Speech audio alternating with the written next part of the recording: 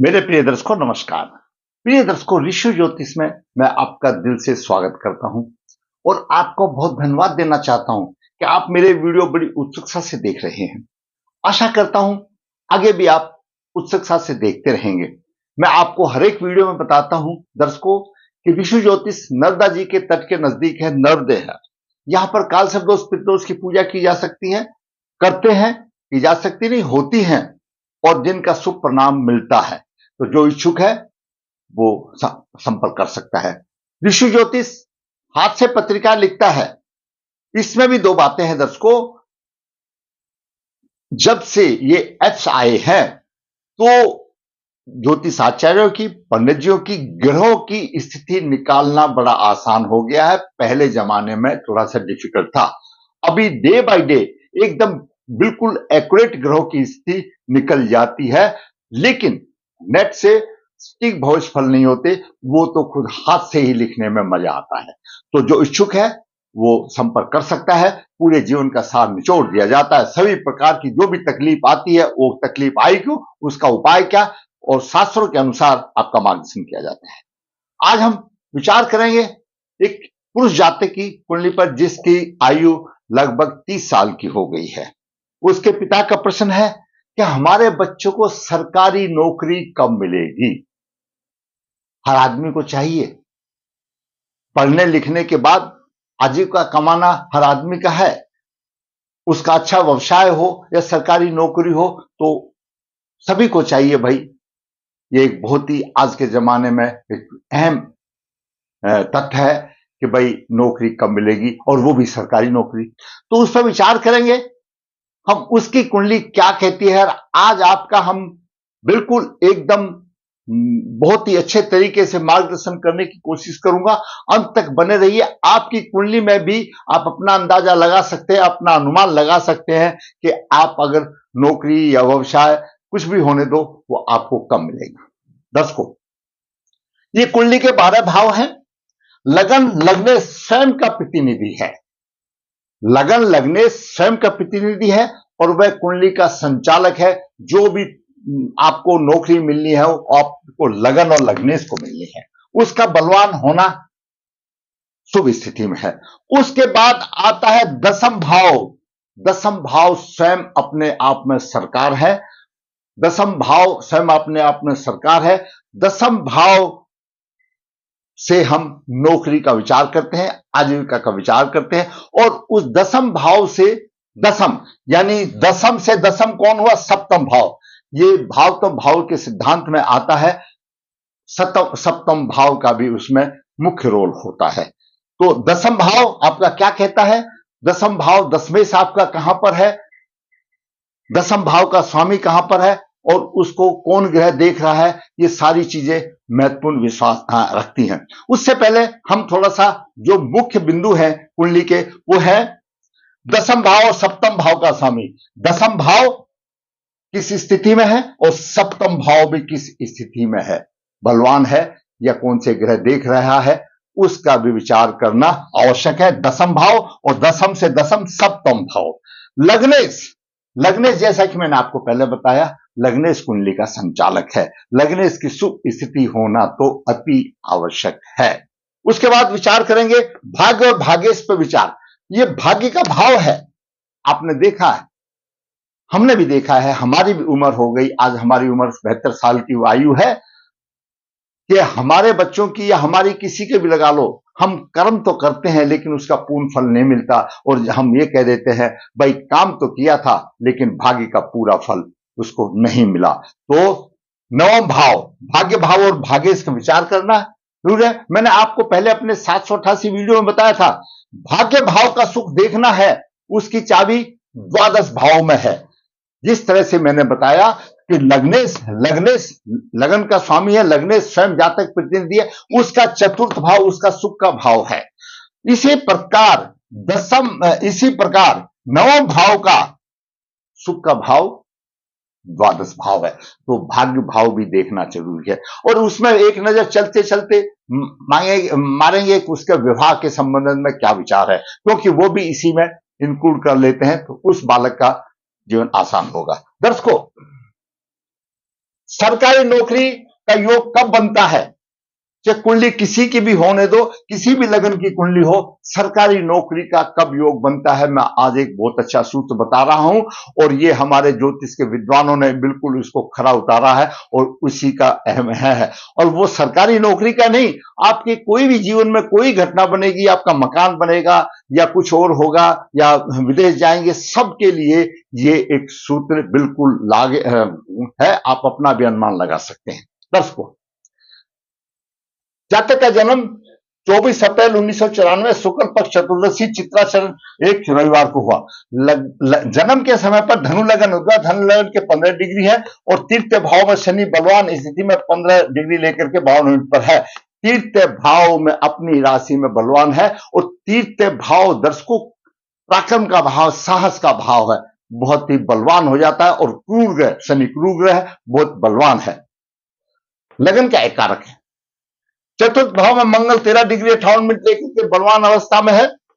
शम राशि में 13 डिग्री लेकर के 52 अवस्था में, और पंचम भाव में सूर्य उच्च राशि में 10 डिग्री 33 मिनट के लिए, बुध 4 डिग्री लेकर के अस्त है और सूर्य से बुध 6 डिग्री पर है। 6 डिग्री पर है, बुध अस्त है, प्रभाव देने में असमर्थ है।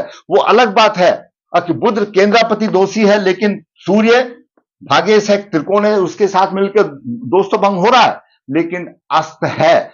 और साथ के साथ आगे भी और अशुभ प्रभाव में वो आगे चल के बताएंगे। छठे भाव में शुक्र अपनी राशि में 4 डिग्री है, साथ में केतु भी है। शुक्र साथ केतु, केतु पीड़ित है। दसम भाव में चंद्रमा 25 डिग्री 23 मिनट विराजमान है। चंद्रमा अष्टम भाव का स्वामी है और सम राशि में चंद्रमा 25 डिग्री लेकर के बहुत ही कमजोर हो जाता है, निष्फल माना गया।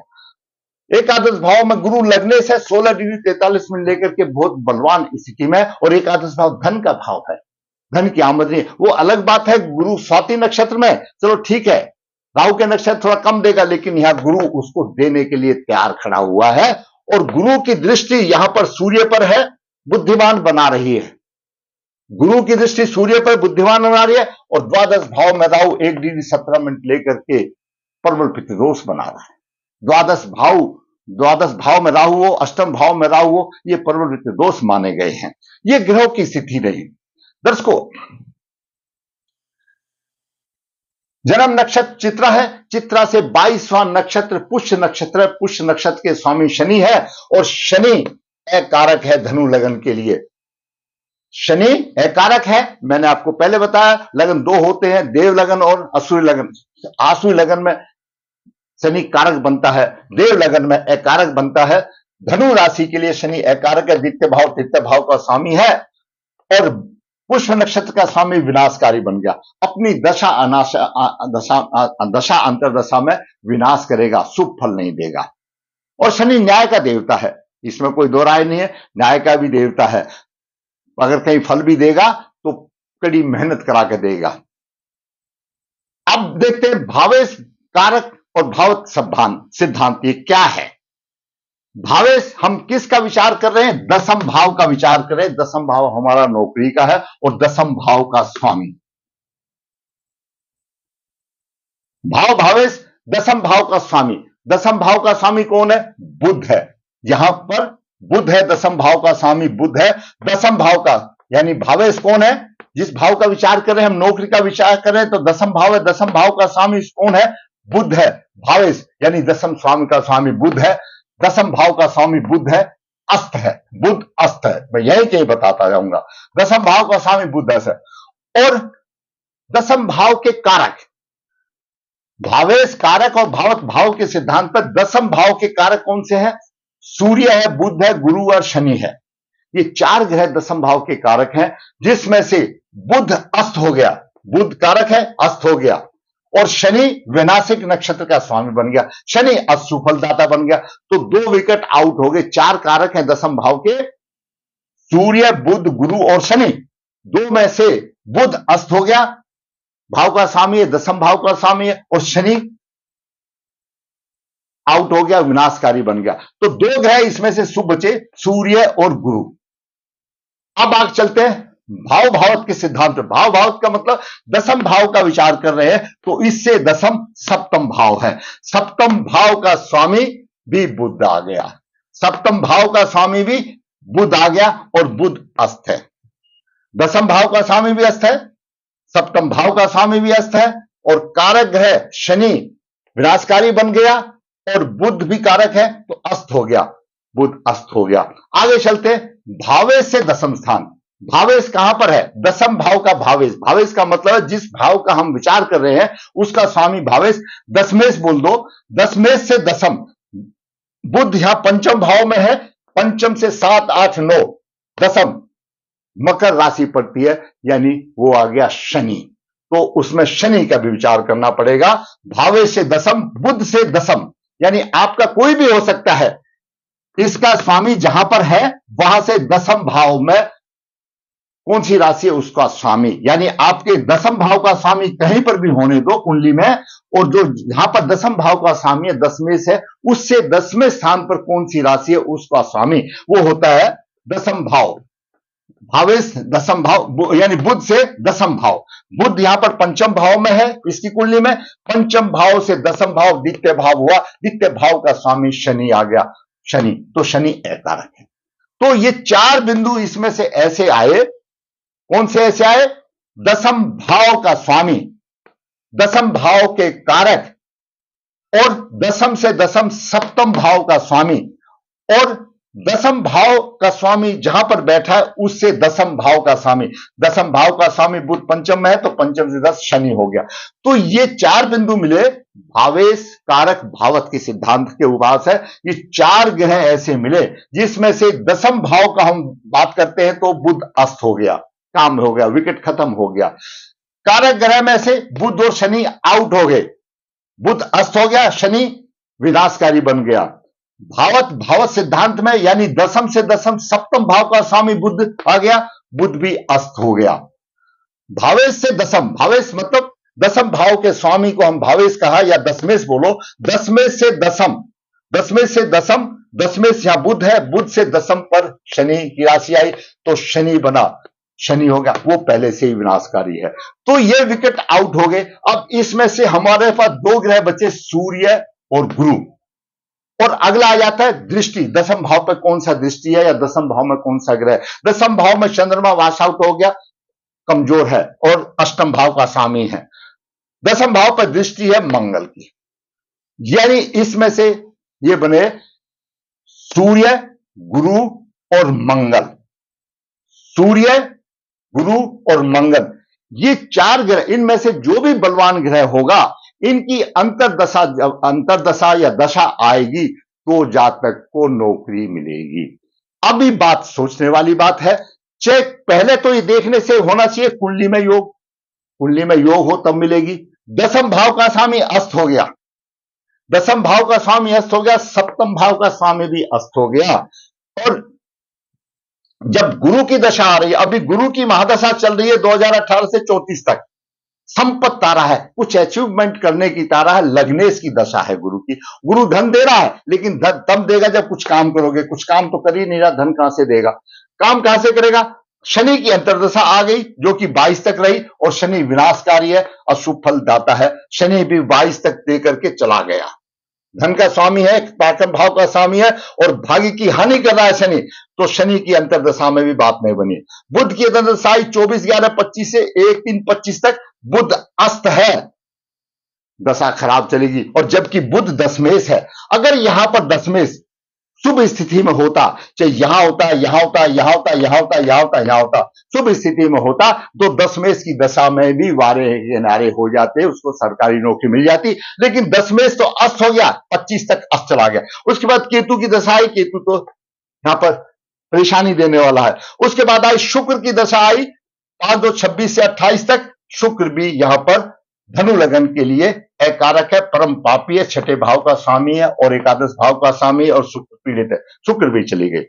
तो सूर्य चंद्रमा मंगल की दशा, सूर्य चंद्रमा की ऐसे ही चलेगी, कोई फायदा नहीं हुआ। क्यों नहीं हुआ मैं बताता हूं। सूर्य की दशा ऐसे चलेगी क्योंकि शनि से सूर्य पीड़ित है, प्रबल पितृ दोष हो गया। जब दशा यहां पर पीड़ित हो गई, बलवान दशा कब होगी? जब वो ग्रह ठीक हो, बलवान हो, पीड़ित नहीं हो। तो सूर्य पीड़ित था, दशा इसकी खराब होगी, मैंने इसलिए नहीं लिखा। चंद्रमा जो कारक नहीं, अष्टम भाव का स्वामी है और वृद्धावस्था में नहीं है। मंगल की दशा 24/11/30 से आएगी। मंगल बलवान है और यह मंगल की दशा 24/11/30 से आएगी, 31 तक आएगी। अब 24/11/30 से उसका नौकरी मिलेगी। कैसे मिलेगी भाई? आयु तो 36 साल की हो जाएगी। मतलब इन योग में दशा और महादशाओं का भी योगदान हो तभी तो मिलेगी। तो कैसे मिलेगी? मंगल के लिए इंतजार करते रहो, नहीं मिलेगी। आयु ओवर एज हो जाएगा तो कोई सरकारी नौकरी नहीं मिलेगी। मंगल की दशा इसकी शुभ आ रही है जो कि 24/11/30 से 31/10/31 तक होगी। 36 वर्ष से ऊपर हो जाएगा, कहां से मिलेगी? क्यों? मंगल दशम भाव का दिग्बली है। मंगल उसको जरूर व्यवसाय देगा। अभी नौकरी की तो चली गई तो कुछ ना कुछ व्यवसाय अच्छा देगा, फिर पैसा कमाएगा। तो ऐसे सरकारी नौकरी खड्डे में गिर गई। क्यों गिर गई खड्डे में? सूर्य पीड़ित है। सूर्य की दशा, सूर्य कारक है और सूर्य भाग्य का स्वामी है, उच्च राशि में है और लग्नेश भी देख रहा है, शनि से पीड़ित है। सूर्य पीड़ित है, प्रबल पित्त दोष बन गया। सूर्य जब पीड़ित हो गया तो पित्त दोष बन गया। बुध अस्त हो गया। बुध दशम भाव का स्वामी बुध अस्त हो गया तो बुध की दशा भी खत्म हो गई। सप्तमेश बुध है, वहां पर भी क्यों? भाव दशम से दशम सप्तम भाव पड़ता है तो वो भी खत्म हो गई, बुध की भी दशा खत्म हो गई। फिर इस तरह से जाते जाते आगे ये मैंने एनालिसिस किया तो मंगल की जो दशा आने वाली है 24/11/30 से उसको व्यवसाय देगी। अब भाई उस टाइम पर व्यवसाय कौन नौकरी दे देगा? 36 साल से तो ऊपर आयु होगी, आप देखते हो आजकल की तो दशाओं का भी बहुत योग है। अगर बीच में ग्रह अस्त है और उनकी शुभ दशा आ जाती है तो शुरू में ही नौकरी मिल जाती है। सबसे पहली तो बात कुंडली में पड़ा हुआ दिखाई दे रहा है, जब दशम भाव का स्वामी और सप्तम भाव का स्वामी बुध अस्त हो गया तो कहां नौकरी है? दशम भाव का स्वामी तो अस्त हो गया। अस्त हो गया तो कहां से होगा? हम अपने लिए कुछ करेंगे तो आप हमारी कुछ मदद करेंगे। दशम भाव का स्वामी अपने भाव के लिए कुछ नहीं। अगर यही बुध यहां पर दशम भाव का स्वामी या पंचम में होता तो राजयोग हो जाता और फटाफट नौकरी मिलती और उसके बच्चे भी उसकी ध्वजा को फैलाते। ये ज्योतिष का सूत्र है। लेकिन दशम भाव का स्वामी तो अस्त हो गया तो राज नौकरी कहां मिलेगी? दसमेश ही अस्त हो गया और दसमेश पर सिर्फ एक केवल मंगल देख रहा है। मंगल पंचमेश है तो मंगल की दशा आएगी तभी तो देगा भाई, उससे पहले तो नहीं दे सकता। बाकी की कहीं कोई गुंजाइश नहीं है और वो दशा आएगी 36 साल के बाद, कैसे होगा? अगर बुध यहां पर बलवान हुआ होता तो बुध की दशा जो आई थी 24/11/25 से इसी में उसको मिल जाना था, कहीं ना कहीं उसको मिल जाना था। या शनि दोषी नहीं हुआ होता तो शनि कारक ग्रह है, वो जब यानी भ्रमण में जब दशम भाव को देखता, क्यों? कन्या राशि का तो मित्र है ना शनि, तो भी देता। लेकिन शनि देव तो न्याय के देवता है, वो आंख बंद करके चले गए, अकारक हो गए, आंख बंद करके चले गए और सूर्य को पीड़ित कर दिया, पंचमेश को पीड़ित कर दिया, यानी भाग्येश को पीड़ित कर दिया, भाग्य के स्वामी को पीड़ित किया और भाग्य को भी देख लिया। यहां पर भाग्य की भी हानि हो गई तो शत्रु राशि को देखा, शनि और सूर्य शत्रु, तो भाग्य की हानि हो गई, भाग्य को भी देख लिया शनि ने और शनि ने भाग्य सूर्य को भी पीड़ित कर दिया। गुरु देख रहा है लेकिन गुरु एकादश भाव में है, शुभ ग्रह है, लेकिन तीर्थ भाव में शनि अधिक प्रभावी है और शनि की तीसरी दृष्टि बड़ी खराब है। बुध के ऊपर सूर्य ने तो अस्त किया और बुध के ऊपर शनि की दृष्टि होगी और शनि न्याय का देवता है। और बुध कौन है? बुध कौन है? बुध है कुल देवता। बुध बहन भुआ का प्रतिनिधि करता है। पूर्व जन्म ने इसने या इसके माता पिता ने या किसी ने बहन भुआ का अनादर किया और बुध कुल देवता का भी प्रतिनिधि करता है। कुल देवता की इनकी कहीं ना कहीं आराधना कमी रह गई, इनके पिता से, इनके बाप दादा साहब से वो दोष चला आ रहा है, तो कुल देवता की भी इन्होंने आराधना नहीं की, तो इसलिए बुध नाराज हो गया और सूर्य से अस्त हो गया और नौकरी इसकी कहीं नहीं है। अब एक नजर विवाह की बात कर ले।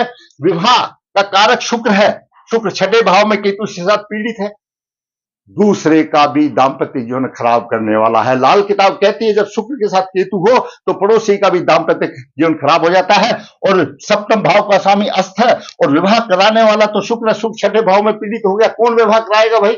विवाह होना भी मुश्किल है। सप्तमेश भी अस्त हो गया, जीवन साथी का भी अस्त हो गया और विवाह का कारक भी पीड़ित हो गया, शुक्र भी पीड़ित हो गया। पूर्व जन्म के अशुभ प्रभाव इसका देखना पड़ेगा, इसने क्या प्रभाव किया, क्या काम किया, ग्रहण करके तब रोज निकालना पड़ेगा। पितृ दोष है, कुल देवता का दोष है, स्थापित हो गई कुंडली। सूर्य पीड़ित है शनि से, बड़ा पितृ दोष है। नौकरी में बाधाएं आ गई, व्यवसाय में बाधाएं आ गई, शिक्षा भी लटक पटक करके हुई है शनि से। वो तो गुरु देख रहा था इसलिए शिक्षा तो हो गई, लेकिन नौकरी कहां से देगा, गुरु तो देख भी नहीं रहा है इसको। तो ये कारण है, इसकी नौकरी के लिए परेशानी है और सरकारी नौकरी मिलने का कोई योग नहीं है। विवाह के में भी देरी है। हाँ, सब पहले से उपाय किया जाए तो अलग बात है, प्रभु खुश होकर के दे सकते हैं, लेकिन ग्रहों की स्थिति यह बताती है अब इसको सरकारी नौकरी ओवर एज हो जाएगा, आयु ज्यादा हो जाएगी ना। नौजवान की कुंडली का मैंने आपके साथ विश्लेषण किया, उसकी लालसा थी सरकारी नौकरी मिले तो विवाह करे, तो मुझे लगता है सरकारी नौकरी भी जाएगी और ऐसे रहा तो शादी भी नहीं होगी, देखते रहो। 3 लड़कियों के बाद तो लड़का हुआ है, माँ बाप को यह भी नहीं पता त्रिखल लोक की शांति करानी चाहिए नहीं करानी चाहिए, कुछ नहीं, ध्यान देना चाहिए आपको, अपनी कुंडली पर ध्यान देना चाहिए, बच्चों की कुंडली पर ध्यान दें, तभी कुछ हो सकता है। एक नौजवान का मैंने कुंडली का अध्ययन करके सरकारी नौकरी के विषय में आपका मार्गदर्शन किया। अगर आप समझते हैं कि वीडियो अच्छा है, किसी का फायदा कर सकता है, भाई मैं कहूंगा लाइक करें, शेयर करें, जिससे मेरा चैनल सब्सक्राइब ताकि मेरा मनोबल ऊंचा और इसी प्रकार वास्तविक कुंडली बना करके आपका मार्गदर्शन करता रहूं। धन्यवाद।